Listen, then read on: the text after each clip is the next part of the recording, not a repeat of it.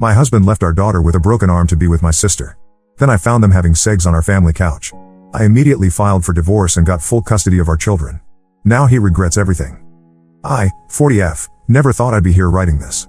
My husband, 42M, and I were married for 18 years, since I was 22 and he was 24. We have 2 beautiful children, a son who is 14 and a daughter who is 12. I always thought we had a perfect marriage, but I guess nothing is ever what it seems. My older sister, 43F, has always had issues with me. Growing up, I could never understand why she seemed to hate me so much. Our parents always favored her, but that wasn't enough. She had to take everything I cared about too.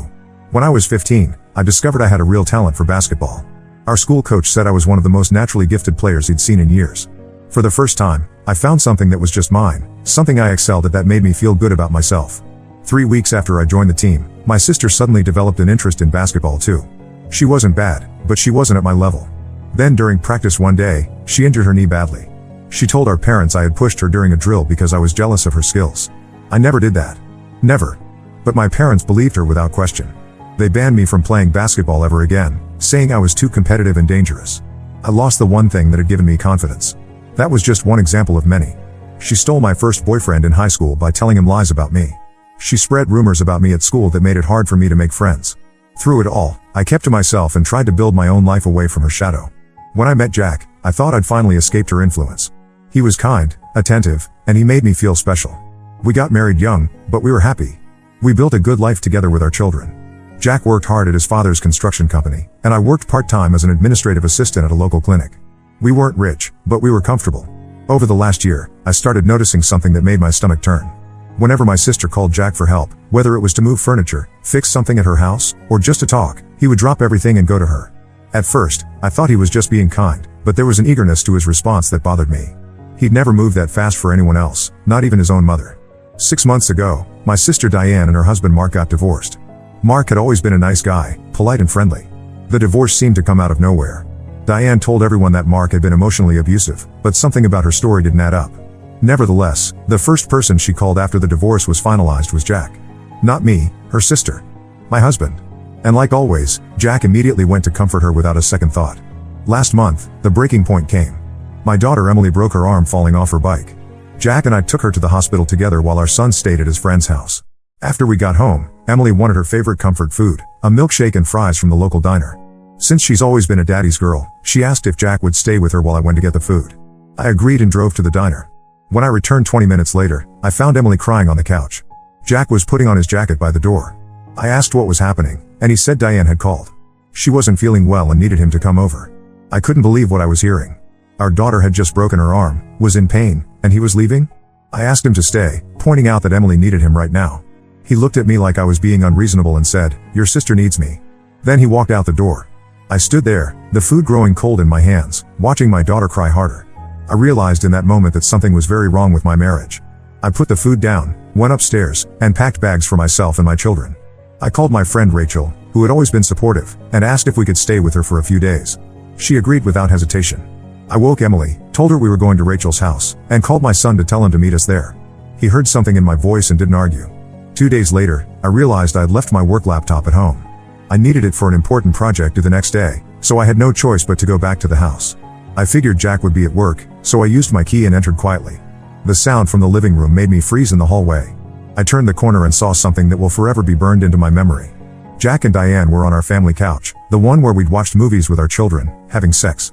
They were so caught up in each other they didn't notice me at first. When they finally saw me standing there, they scrambled to cover themselves. Jack's face went white. He rushed toward me, still pulling on his pants, saying it wasn't what it looked like, that I was misunderstanding the situation. I stood there for what felt like hours but was probably only seconds. Then I found my voice and asked him how long this had been going on. Had our entire marriage been a lie? Was I just convenient until he could have my sister? He started making excuses, saying it had only happened a few times, that he still loved me. I didn't wait to hear more. I told him I wanted a divorce and walked out. I drove back to Rachel's house in a daze. When I got there, I collapsed on her couch. The tears wouldn't stop coming. I told her everything I had seen. Rachel was furious. Even though I asked her not to, she called my parents and told them what had happened. In a way, I was relieved she did because I couldn't bring myself to say those words out loud to them. My phone started buzzing nonstop with calls and texts from Jack and Diane. I turned it off. I couldn't deal with them. I had to figure out how to tell my children that their father and their aunt had destroyed our family. That night, I lay awake wondering how everything had fallen apart so quickly. How do you tell two kids that their father betrayed their mother with their aunt? How would they ever trust family again? How would I? Update 1. It's been 2 weeks since my world collapsed. First, I want to thank everyone for the support. I never expected so many people to reach out and share similar stories. It helps to know I'm not alone, even though I wouldn't wish this situation on anyone. After staying with Rachel for 5 days, I finally had to face telling my children the truth. I sat them down in Rachel's living room and explained that their father had been unfaithful to me with their Aunt Diane. My son immediately stood up, kicked a chair, and stormed out of the room. My daughter stared at me, shook her head, and told me I was lying. I expected that reaction. She and Jack have always been close. She ran to her temporary bedroom and slammed the door. I gave them both space. My son came back an hour later, sat beside me on the couch, and put his head on my shoulder. We didn't speak. We didn't need to. My daughter stayed in her room until dinner. She barely ate and wouldn't look at me. That same day, I called a lawyer and started the divorce process. I also withdrew half the money from our joint bank account and put it in a new account in only my name. The house is in both our names, but I paid the down payment with an inheritance from my grandmother, so my lawyer says I have a good case for keeping it. 2 days later, Rachel called me at work and told me to come to her house right away. When I arrived, I found my parents, Jack's parents, and Jack all sitting in her living room. Rachel had arranged this meeting without telling me. She said it was time everyone heard the truth directly. I walked in and stood by the door, ready to leave if necessary. Jack looked terrible, unshaven, with dark circles under his eyes. My parents looked confused and angry. Jack's parents sat stiffly on the edge of the couch. Rachel told everyone exactly what I had seen that day at the house. She also revealed something I hadn't known. Diane had been in legal trouble multiple times over the years. Rachel had bailed her out twice. My parents had covered up her issues, even from me. Then Rachel dropped another bombshell. She had spoken to Mark, Diane's ex-husband. He told her he left Diane because she had been emotionally and physically abusive throughout their marriage. The last straw came when she hit him during an argument and threatened to tell everyone he was the abuser if he ever revealed the truth. Diane had been lying about the reason for their divorce. My mother suddenly stood up and slapped me across the face. She screamed that I must have seduced Jack, that I was always jealous of Diane. Jack's father pulled my mother away from me while his mother looked horrified. Jack sat with his head in his hands, saying nothing. Rachel ordered my parents to leave her house. They did, but not before my father pointed at me and said this was all my fault for not being a better wife. Jack's parents stayed. His mother came to me, hugged me, and whispered she was sorry. His father told Jack he was fired from the family business. Then my daughter came downstairs. She must have heard everything because she walked straight up to Jack and told him she hated him. She said he wasn't her father anymore. Then she turned to me and apologized for not believing me. My son appeared behind her. He looked at Jack and said only, "You chose her over us."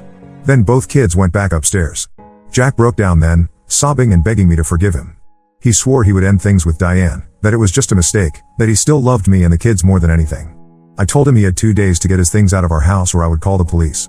He said he had nowhere to go. His parents told him he wasn't welcome in their home after what he had done. I told him that wasn't my problem anymore. 3 days later, the kids and I moved back into our house. Jack had cleared out his clothes and personal items but little else.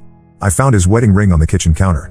Mark, Diane's ex-husband, reached out to me after hearing about everything from Rachel. He suggested we meet for coffee. I agreed, needing to understand more about what had happened.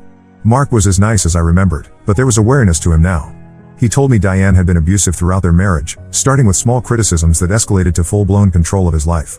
When he finally stood up to her, she became physically violent. He showed me a scar on his arm where she had thrown a glass at him. He had photos of bruises and copies of threatening texts she had sent. He asked if I wanted to file a police report with him. The idea of Diane facing consequences for her actions after years of getting away with hurting people appealed to me. We went to the police station together the next day.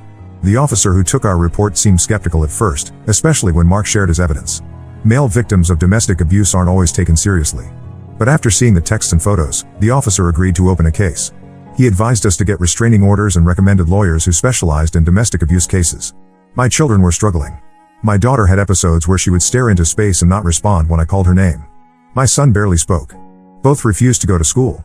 I arranged for them to start seeing a counselor, but the earliest appointment was 2 weeks away. Jack kept calling and texting. He sent flowers, cards, and gifts for the kids. I didn't throw them away, but I didn't acknowledge them either. Despite everything, part of me still cared about him.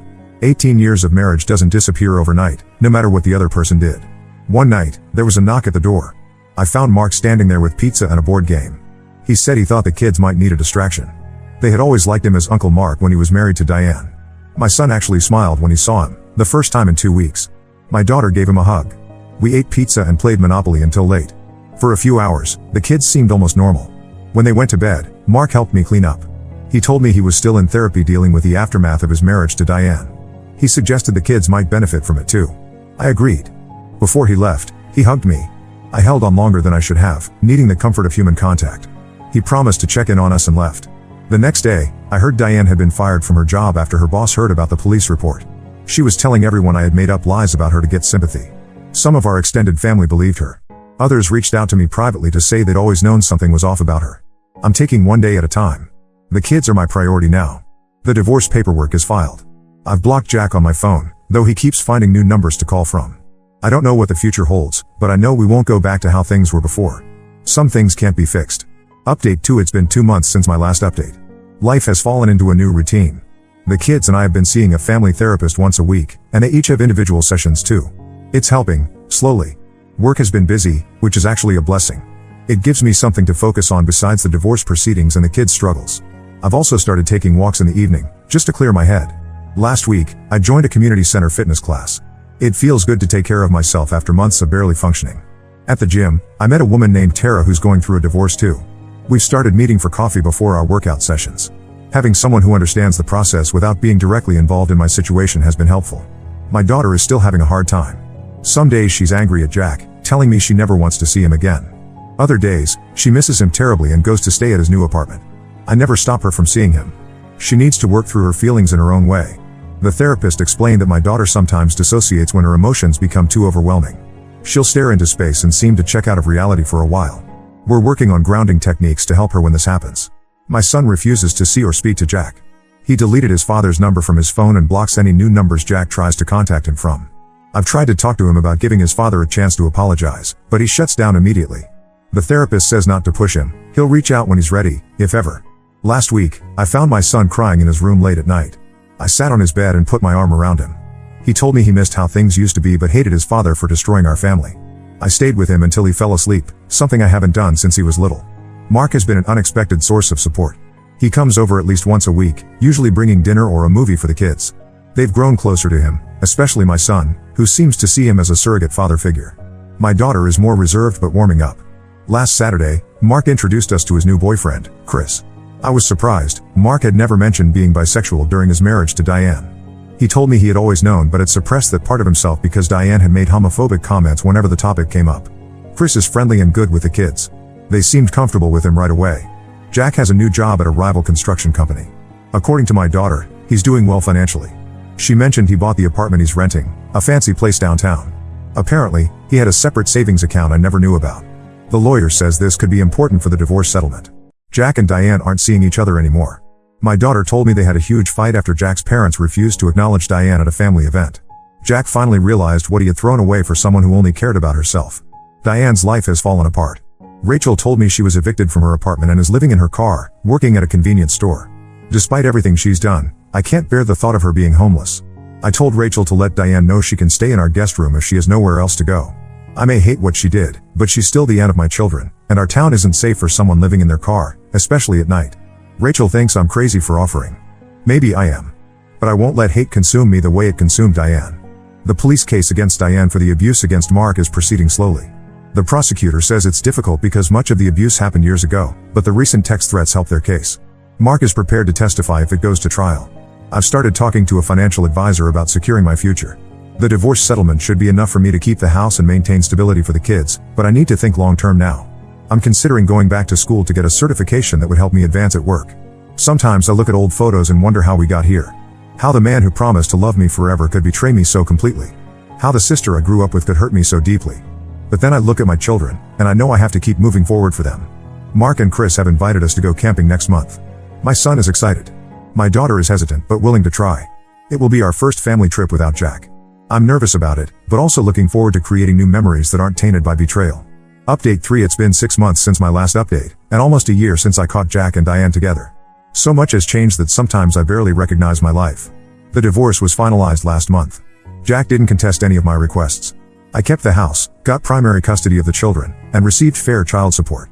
His secret savings account turned out to be substantial. He'd been putting money aside for years. The judge ordered him to split those funds with me since they were acquired during our marriage. My son still refuses to have a relationship with Jack. He's channeled his anger into sports, joining the school basketball team and excelling at it. His coach says he has real talent. I go to every game, cheering louder than anyone. My daughter sees Jack every other weekend. She stopped having dissociative episodes, though she still struggles with trusting people. Her therapist says she's making good progress. She and I have become closer than we've ever been. We have a weekly movie night just for the two of us. Surprisingly, Diane took me up on my offer for temporary housing 3 months ago. She showed up at my door late one night, looking thin and defeated. She stayed in our guest room for 4 weeks while she found a new job and saved for an apartment. We barely spoke during that time. The kids avoided her completely. On her last day, she left me a letter apologizing for everything: the basketball incident when we were teenagers, stealing my boyfriend, the years of undermining me, and finally, the affair with Jack. She wrote that she had always been jealous of me, even though our parents favored her. She said I had a natural confidence she could never achieve, and it made her hate me. I don't know if I can ever forgive her, but reading her words brought a sense of closure I hadn't expected. She moved to another state last month. Maybe the distance will help us all heal. Mark and Chris have become regular fixtures in our lives. We went on that camping trip, which turned out to be exactly what we all needed. Being in nature, away from reminders of the past, allowed us to relax and laugh together. My daughter and Chris bonded over bird watching, of all things. Now she texts him pictures of birds she spots around town. My friendship with Tara from the gym has deepened. We signed up for a half marathon together, motivating each other through early morning training sessions. I never thought I'd be a runner, but the physical challenge helps clear my mind. Last week, Tara introduced me to her brother Michael. He's divorced too, with a teenage son. We hit it off immediately, talking for hours over coffee. He asked me to dinner next weekend. I said yes, then panicked afterward. Am I ready to date again? The therapist says there's no timeline for moving on, but it feels strange to imagine being with someone who isn't Jack. I told the kids about the dinner with Michael, wanting to be transparent. My son shrugged and said, "Whatever makes you happy, Mom." My daughter had more questions. How old is he? What does he do? Will we meet him? I answered honestly, assuring her this was just dinner, not a new relationship. Jack found out somehow, probably through our daughter. He showed up unannounced, asking to talk. For the first time, he didn't try to make excuses or beg for reconciliation. He said he understood that he'd broken something that couldn't be fixed. He just wanted me to know he was sorry, truly sorry, and that hurting me and the kids was the biggest regret of his life. I listened without interrupting. When he finished, I told him I appreciated his apology. I also told him I was having dinner with someone next weekend. The look on his face made me realize he had never imagined me with anyone else, even though he was the one who shattered our marriage. As he was leaving, Jack asked if I thought our son would ever speak to him again. I didn't sugarcoat it. I said I didn't know, that some wounds run too deep to heal completely. But I promised to never discourage a reconciliation if our son decides he wants one. The case against Diane was settled out of court. She agreed to probation, anger management classes, and a restraining order preventing her from contacting Mark. He says he's satisfied with the outcome. He never wanted revenge, just acknowledgement of what happened and protection from future harassment. My parents tried to reconnect last month. My mother called, saying they'd had time to think and realized they'd been unfair to me. I met them for lunch, not expecting much. My father spent most of the time making excuses for Diane and suggesting I should consider forgiving Jack for the sake of the children. I walked out before dessert arrived and haven't spoken to them since. Some relationships aren't worth salvaging. Last night, as I was getting ready for bed, I found myself looking in the mirror and actually smiling. Not because everything is perfect, it's not. But because I survived something I thought would destroy me. Because my children are healing. Because I discovered strength I never knew I had. Tomorrow, I start classes for that certification I mentioned. Next month, the kids and I are taking a vacation to the beach, our first real family trip since everything happened. Michael might join us for a day if the kids are comfortable with it. I don't know what the future holds, but for the first time in a long time, I'm actually looking forward to finding out. Now let's move to the next story. Story 2. My mom chose my abusive stepdad over me for years. Now she's asking to move in with me after he left her. I let her stay, but things got complicated fast. I'm a 32-year-old woman named Sarah, living alone in the house I inherited from my grandparents. My life was going pretty well until last week when I got an unexpected call from my mother, Linda, 58F. I was relaxing after a long day at work when my phone rang. Seeing it was my mom, I hesitated before answering. We hadn't spoken in over 5 years. When I picked up, I heard her voice trembling. Linda said, "Sarah, I know we haven't talked in a long time, but I really need your help." I felt my heart racing as I asked, "What's going on, Mom?" She explained that my stepdad, Tom, 60M, had left her. She was staying with a friend temporarily but needed a place to live. Then she asked if she could come stay with me until she figured things out. I was shocked. A flood of memories came rushing back, memories of the tumultuous years after my dad died when I was just 15. Mom had married Tom less than a year later, and everything changed. Tom never liked me. He constantly criticized everything I did and made it clear he didn't want me around. Mom always took his side, telling me I needed to try harder to get along with him. When I tried to talk to her about how Tom treated me, she accused me of being jealous and trying to ruin her happiness. The situation got worse when I turned 18. Tom started pressuring Mom to kick me out, saying I was an adult and needed to fend for myself. Mom didn't outright ask me to leave, but she made it clear I wasn't welcome anymore. She stopped buying groceries for me, complained about my presence in the house, and even started locking the door to the laundry room so I couldn't do my laundry. I was in my first year of college, struggling to balance my studies with a part-time job. The stress at home made everything so much harder. I felt completely alone and unwanted in my own home. Luckily, my grandparents stepped in. When they found out what was happening, they offered to let me live with them. I moved in with them right after my first year of college ended. Living with my grandparents was a turning point in my life. They were loving, supportive, and encouraged me to pursue my dreams. With their help, I was able to focus on my studies and graduate with honors. After college, I got a job as a teacher at a local high school. I stayed with my grandparents, helping to take care of them as they got older. When they passed away a few years ago, they left me their house. During all this time, my relationship with my mom remained strained. We only spoke occasionally, usually on holidays or birthdays. She never apologized for how she treated me or tried to make amends. Tom remained a constant presence in her life, and she seemed content with her choice. Now, hearing her ask for my help, I felt a mix of anger and confusion. Part of me wanted to hang up and never speak to her again. But another part remembered the mom she used to be before Tom came into our lives. I told her I needed time to think about it and ended the call. Now I'm sitting here, trying to process everything. I can't help but think about how different my life might have been if she had chosen to support me instead of Tom all those years ago. I've worked hard to build a stable life for myself. I love my job, I have good friends, and I'm even dating a nice guy named Mike, 34M, who I met at work. The thought of disrupting all of that by letting my mom move in makes me anxious. But I also feel guilty. She's still my mom, after all. What if she ends up homeless? Could I live with myself knowing I turned her away when she needed help? I'm also curious about what happened with Tom. Why did he leave after all these years? Is there something more to the story that I don't know? I feel like I need more information before I can make a decision. But I'm also afraid of getting pulled back into family drama that I've worked so hard to distance myself from. Part of me wants to just say no. To tell her that she made her choice years ago when she chose Tom over me, and now she has to live with the consequences. But I worry that's just my hurt and anger talking. I've thought about calling my grandparents' old friends for advice, but I'm embarrassed. I've never told anyone the full story of what happened with my mom and Tom. It's always been too painful to discuss. I keep thinking about what my grandparents would want me to do in this situation. They always taught me to be kind and forgiving, but they also believed in standing up for yourself. There's a small part of me that sees this as an opportunity. Maybe if Mom lives with me, we can repair our relationship. Maybe she'll finally be the mother I needed all those years ago. But I know that's probably just wishful thinking. I'm worried about resentment building if I do let her move in. What if I agree and then regret it? What if all those old feelings of anger and abandonment come rushing back? There's also the practical side to consider. Where would she sleep? Would she contribute financially or expect me to cover everything? How long would she stay? The more I think about it, the more overwhelmed I feel. This decision feels impossibly huge. Whatever I choose, it's going to have a major impact on my life. For now, I think I need to take some time to process everything. I don't want to make a rash decision based on emotion. I need to think carefully about what I want and what I can realistically handle. I'm planning to call my mom back tomorrow and ask for more details about her situation. I want to know exactly what happened with Tom, what her current living situation is like, and what her expectations are if I were to let her stay here. I also think I need to have a serious conversation with Mike about all this. His opinion matters to me, and this would affect him too if he spends time at my place.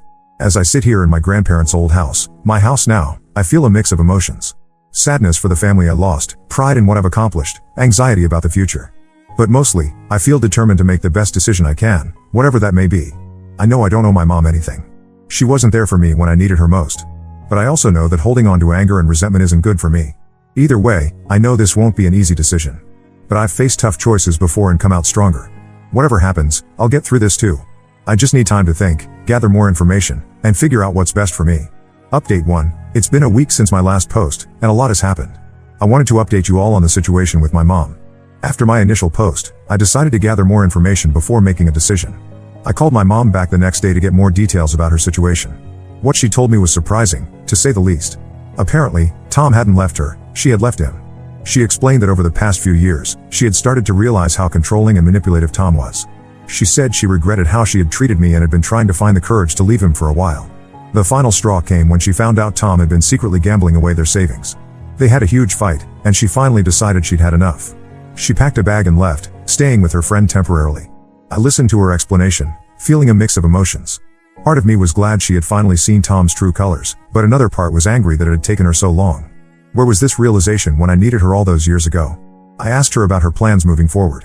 She said she wanted to file for divorce but was scared because Tom had always handled all their finances. She didn't have much money of her own and was worried about how she would support herself. Then she brought up the idea of moving in with me again. She said she understood if I didn't want to, given our history, but she hoped we could use this as an opportunity to rebuild our relationship. I told her I needed more time to think about it and ended the call. I felt overwhelmed by everything she had told me. The next day, I talked to Mike about the situation. He was supportive but cautious. He reminded me that I needed to prioritize my own well-being and not feel obligated to help someone who had hurt me in the past, even if it was my mother. After a lot of thought, I made a decision. I called my mom back and told her she could stay with me, but with some strict conditions. 1. It would be temporary, no more than 3 months. 2. She would need to contribute to household expenses. 3. She would need to actively look for a job and her own place to live. 4. We would need to attend family counseling together to work on our relationship. I also made it clear that this was her chance to make things right, and if she violated my trust or my rules, she would need to leave immediately. My mom agreed to all the conditions, sounding grateful and relieved. We arranged for her to move in the following weekend. The day she moved in was strange and emotional. Seeing her in my grandparents' old house brought back a lot of memories, both good and bad. She didn't have much with her, just a couple of suitcases and some boxes. As we were unpacking, she came across an old photo album. Inside were pictures from when I was little, before my dad died and before Tom came into our lives. We sat on the floor looking through it together, and for a moment, it felt like we were bridging the gap of all those lost years. But reality quickly set in. Living with my mom has been challenging, to say the least. She's trying, I can see that, but years of bad habits and strained relationships don't disappear overnight. We've had a few arguments already. She sometimes slips into her old habits of criticizing me or trying to control things in the house. When this happens, I have to firmly remind her that this is my house and my rules. We've had 2 counseling sessions so far. They've been difficult but enlightening. Our counselor is helping us communicate better and understand each other's perspectives. It's a slow process, but I think we're making progress. On the positive side, my mom has been actively job hunting. She has an interview lined up next week for a receptionist position at a local doctor's office. She's also been contributing to groceries and helping around the house. Mike has been incredibly supportive through all of this. He's given me space when I need it but has also been a great listener when I need to vent. It's only been a week, and I'm already exhausted. I'm trying to balance my job, my relationship with Mike, and now this complicated situation with my mom. There are moments when I question whether I made the right decision in letting her stay. But then there are other moments, like when we cooked dinner together last night and actually had a nice conversation, that make me think maybe, just maybe, we can repair our relationship. I know we have a long way to go, and I'm trying to keep my expectations realistic. I'm taking it one day at a time and reminding myself that I can always change my mind if things don't work out. Thank you all for your support and advice on my last post.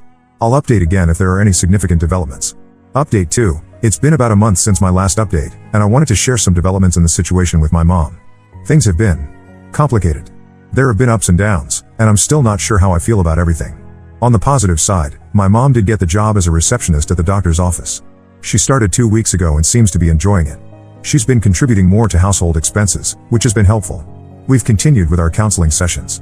They're still difficult, but I think we're making progress. Last week, my mom finally gave me a genuine apology for how she treated me when I was younger. It was emotional for both of us, and while it doesn't erase the past, it felt like a step in the right direction. However, there have also been some challenges. About 2 weeks ago, I came home from work to find Tom, my stepdad, sitting in my living room with my mom. I was shocked and angry. I had made it clear that he wasn't welcome in my house. My mom explained that Tom had reached out to her, saying he wanted to reconcile. She said she was confused about her feelings and wanted to hear him out. I reminded her that this was my house and that I wasn't comfortable with Tom being there. This led to a big argument. My mom accused me of trying to control her life, just like she had done to me in the past. I told her that wasn't fair. I was just trying to maintain boundaries in my own home. The argument ended with my mom leaving with Tom. She didn't come back that night, and I was worried that she had decided to go back to him. However, she returned the next day. She apologized for bringing Tom to the house without asking me first. She said she realized during their conversation that she didn't want to go back to her old life with him. She asked if she could still stay with me, promising it wouldn't happen again. I was conflicted but decided to give her another chance. We discussed it in our next counseling session, and our counselor helped us establish clearer boundaries. Another issue that's come up is my relationship with Mike. He's been incredibly patient and understanding, but I can tell the situation is starting to strain our relationship. We don't get as much alone time as we used to, and when we do, I'm often distracted or stressed about things with my mom. Last weekend, Mike suggested we take a short trip together, just the 2 of us. I was hesitant to leave my mom alone in the house, but I realized I needed some time away to clear my head. We went to a nearby beach town for 2 days. It was nice to relax and focus on our relationship without any distractions. When we got back, I felt refreshed and more capable of handling the situation at home. As for my mom, she seems to be making an effort to respect my boundaries and work on our relationship. She's opened up more about her marriage to Tom and her regrets about how she treated me. It's been hard to hear, but I think it's helping me understand her better. We're now halfway through the 3-month period we agreed on. I'm still not sure what will happen when that time is up. Part of me hopes that we can continue to improve our relationship, but another part is looking forward to having my space back. For now, I'm trying to take it one day at a time. I'm proud of the progress we've made, but I'm also trying to stay realistic about the future of our relationship. Thank you all for your continued support. I'll update again if there are any major changes. Update 3, it's been another month, and I wanted to give you all another update on the situation with my mom. Things have continued to be a roller coaster of emotions and events.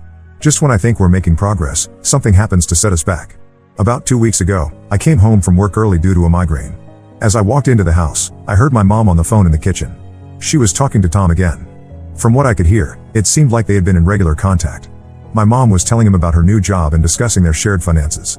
She mentioned something about meeting up to talk things through. I was hurt and angry. After everything that had happened, after all our counseling sessions and discussions about boundaries, she was still in contact with Tom behind my back. I confronted her about it once she got off the phone. She got defensive at first, saying I was eavesdropping and that she had a right to talk to whoever she wanted. But when I reminded her of our agreement and the conditions of her staying with me, she broke down. She admitted that she'd been talking to Tom regularly for the past few weeks. She said she was confused about her feelings and didn't know what she wanted. Part of her missed the familiarity of her life with Tom, even though she knew it wasn't healthy. We had a long, emotional conversation. I told her I felt betrayed and that I wasn't sure I could trust her anymore. She apologized and promised to cut off contact with Tom, but I'm not sure I believe her. The next day, I called our counselor and scheduled an emergency session. In the session, we talked about trust, boundaries, and the difficulty of breaking long-standing patterns in relationships. The counselor suggested that my mom might benefit from individual therapy in addition to our family sessions. She agreed to look into it. On a more positive note, my mom has been doing well at her job. Her boss even mentioned the possibility of a promotion in the near future. She's also been looking at apartments, though she hasn't made any concrete plans to move out yet. As for me, I'm feeling increasingly torn. On one hand, I can see that my mom is trying to change and improve our relationship. On the other hand, the incident with Tom has made me question whether I can ever fully trust her. My relationship with Mike has been strained by all of this. We had a serious talk last week about the future of our relationship. He's been incredibly patient, but he expressed concern about the toll this situation is taking on both of us. We're nearing the end of the 3-month period my mom and I initially agreed on. I'm not sure what's going to happen next. Part of me wants to extend the arrangement to give our relationship more time to heal. Another part of me is exhausted and ready to have my life back to normal.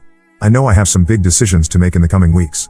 I'm trying to balance my own needs with my desire to help my mom and repair our relationship. It's not an easy position to be in. For now, I'm focusing on setting clearer boundaries and taking care of my own mental health. I've started going to a yoga class twice a week to help manage my stress, and I'm making more of an effort to spend quality time with Mike. I'll update again once I've made a decision about what happens after the 3-month period is up. Thank you all for your support and advice throughout this journey. Update 4, it's been 2 weeks since my last update, and I've made some tough decisions that I wanted to share with you all. As the end of the 3-month period approached, I did a lot of thinking about my situation with my mom. I talked it over with Mike, reflected on our counseling sessions, and really tried to listen to my gut feelings. In the end, I decided not to extend my mom's stay. I told her she needed to find her own place by the end of the month, as we had originally agreed. It wasn't an easy conversation. My mom was upset and tried to argue that we were making progress and needed more time. But I stood firm. I explained that while I appreciated the steps she had taken, I needed my space back.